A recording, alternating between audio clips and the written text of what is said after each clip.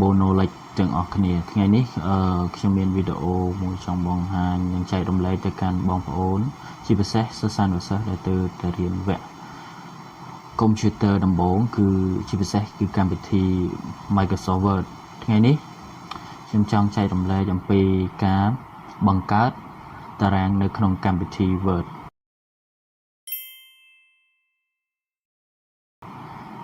ដូច្នេះកុំឲ្យខាត់ពេលយូរយើងចូលទៅកាន់កម្មវិធីទាំងអស់គ្នា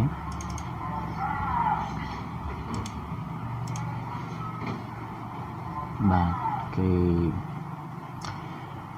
ឧទាហរណ៍យើងមានតារាងប្រភេទกระดาษសបែបនេះហើយយើងចង់បង្កើតតារាងយើងត្រូវចូលទៅកាន់បាទចូលទៅកាន់ពាក្យ insert បន្ទាប់មកបងប្អូនរកពាក្យ table គឺនៅទីនេះយើងចុចទៅលើពាក្យ table ហើយត្រង់នេះគឺចង់បង្ហាញថាបងប្អូនអាចជ្រើសរើសនៅទីនេះក៏បានបងប្អូនអាចគ្រាន់តែអូស cursor ពីលើ column នេះគឺ column វានឹង load នៅលើ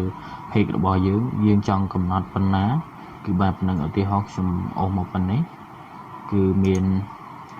column ចំនួន6និង row ចំនួន3 row អញ្ចឹងនៅទីនេះគឺជា style របស់តារាងឧទាហរណ៍ខ្ញុំជ្រើសរើសយក style នេះមួយចុះតែមានច្រើន style នេះរបៀបណានេះបងប្អូនគឺបើសិនជាបងប្អូនចង់បាន column បន្តទៀតគ្រាន់តែបងប្អូនដាក់ cursor ឲ្យចំកន្លែងនេះហើយមានសញ្ញាលេខបូកបងប្អូនចុចលើវាទៅវានឹងបង្កើត column បាទកាន់តែច្រើនទៅបាទគឺប៉ុណ្ណឹងនេះគឺសម្រាប់វិធីសាស្ត្រទី1ឥឡូវខ្ញុំលុប column នេះចោលវិញបាទហ្នឹងជាស្អីបងប្អូន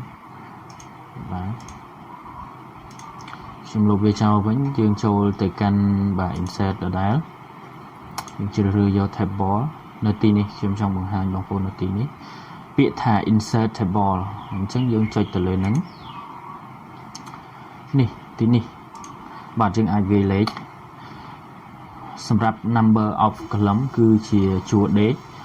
ហើយ number of row នេះគឺជាជួរបញ្ឈរដូច្នេះបងប្អូនឧទាហរណ៍ជួរដេកបងប្អូនចង់បាន10 column ជាស្អីវា support លេខ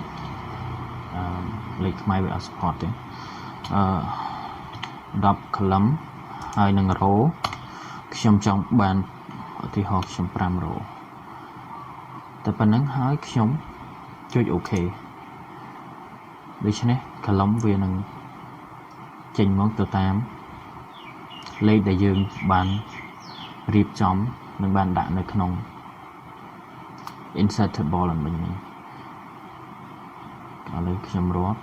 1 2 3 4 5 6 7 8 9 10បាទនេះជាវិធីសាស្ត្រទី2ឥឡូវយើងចូលទៅកាន់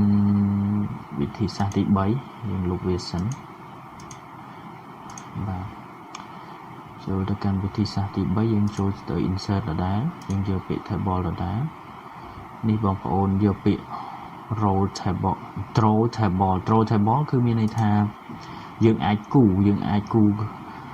ជាតារាងបានឧទាហរណ៍ខ្ញុំគូតារាងមួយបាទនេះខ្ញុំគូបាន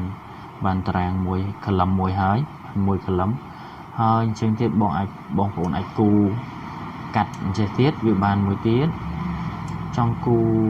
បាទចង់បែងចែកប្រមាណកន្លងក៏បានដែរនេះយើងចង់គូនេះក៏បានហើយមកដល់ទីនេះបាទពេលវាលោនអញ្ចឹងហើយបងប្អូនឧទាហរណ៍បើបងប្អូនចង់បានrow មកខាងក្រោមឬក៏តារាងមកខាងក្រោមទៀតបងប្អូនគ្រាន់តែដាក់ cursor ចំសញ្ញាបូកនេះហើយបងប្អូនចុចលើហ្នឹងបាទវានឹងលោតជាតារាងមកខាងក្រោមបានកាន់តែច្រើនទៅតាមតម្រូវការដែលបងប្អូនចង់បានបាទចំណុចទី3គឺប៉ុណ្ណឹងហើយខ្ញុំលុបវាវិញសិនយើងចូលទៅកាន់វិធីសាស្ត្រទី4 วิธีសាស្ត្រទី4នេះគឺយើងអាចប្រើតារាងលក្ខណៈជា Excel បានទីនេះខ្ញុំចុច Excel បាទជាស្រ័យខ្ញុំចុចទៅលើពាក្យថាបាទជាស្រ័យខ្ញុំ back ទៅវិញបាទខ្ញុំ back ទៅវិញសិនបងប្អូនបាទយើងចូលមក insert យើងយកពាក្យ Excel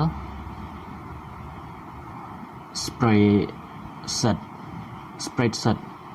ជាស្រ័យភាសាអង់គ្លេសខ្ញុំវា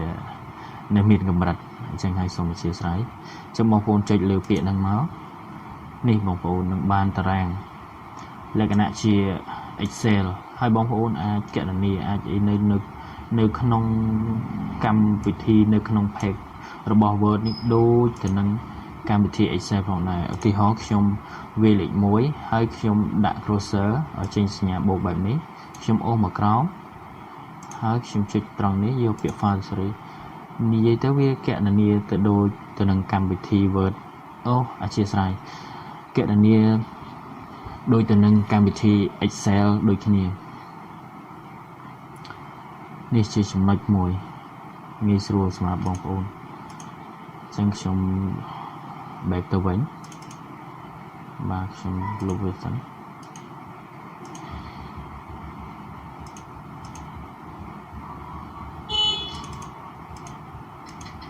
បាទខ្ញុំ back អត់ជាស្រ័យបាទហើយចំណុចទី5គឺនេះបងប្អូនquick table គឺមានន័យថាយើងអាចកំណត់នៅតារាងឬក៏កាលវិភាគសម្រាប់ការសិក្សាផ្សេងរបស់បងប្អូនដែលចង់កំណត់នៅថ្ងៃនីមួយឧទាហរណ៍ខ្ញុំចុចនៅទីនេះហើយបងប្អូនជ្រើសរើសយក style មួយមកបាទគឺ style បែបនេះហើយបងប្អូនអាចវាយអក្សរនៅក្នុងនឹងបានបាទបងប្អូនអាចទាញមកវាឲ្យធំតិចមកហើយបងប្អូន select all ហើយដើម្បីធ្វើឲ្យតារាង column វាមានភាពស្មើគ្នាបងប្អូនចូលមកកាន់នេះបងប្អូនចូលមកកាន់ layout បាទគឺនៅទីនេះវាមាន tool របស់វាចូលមកកាន់ layout បងប្អូនជ្រើសរើសយកពាក្យ distribute column បងប្អូនចុចវានឹងបងប្អូនឃើញ column វានឹងរត់ស្មើគ្នាឧទាហរណ៍ខ្ញុំឥឡូវខ្ញុំទាញមកក្រោមបាទខ្ញុំទាញមកក្រោមខ្ញុំទាញអានេះវាអត់ស្មើគ្នាអញ្ចឹងយើងគ្រាន់ដាក់ cursor នៅលើទីនេះ select ទាំងអស់ទៅហើយ distribute column មកវានឹងរត់ស្មើគ្នាបាទវិធីសាស្ត្រខ្ញុំបាទមានតែប៉ុណ្្នឹងសូមអរគុណសម្រាប់បងប្អូនដែលចូលទស្សនាសូមជួយចុច subscribe channel របស់ខ្ញុំបាទនិងទទួលបានវីដេអូថ្មីបន្តទៀតបើសិនជាការបង្ហាញរបស់ខ្ញុំបាទមានចន្លោះខ្វះខាតនៅត្រង់ណាសូមបងប្អូនអធិស្ឋានផងដោយសារនេះជាចំណេះដឹងបន្តិចបន្តួចគ្រាន់តែចង់ចែករំលែកទៅកាន់បងប្អូនដែលទើបតែនឹងរៀនវគ្គកុំព្យូទ័រជាពិសេសគឺកម្មវិធី Microsoft Word នេះផងដែរអញ្ចឹងសូមអរគុណម្ដងទៀត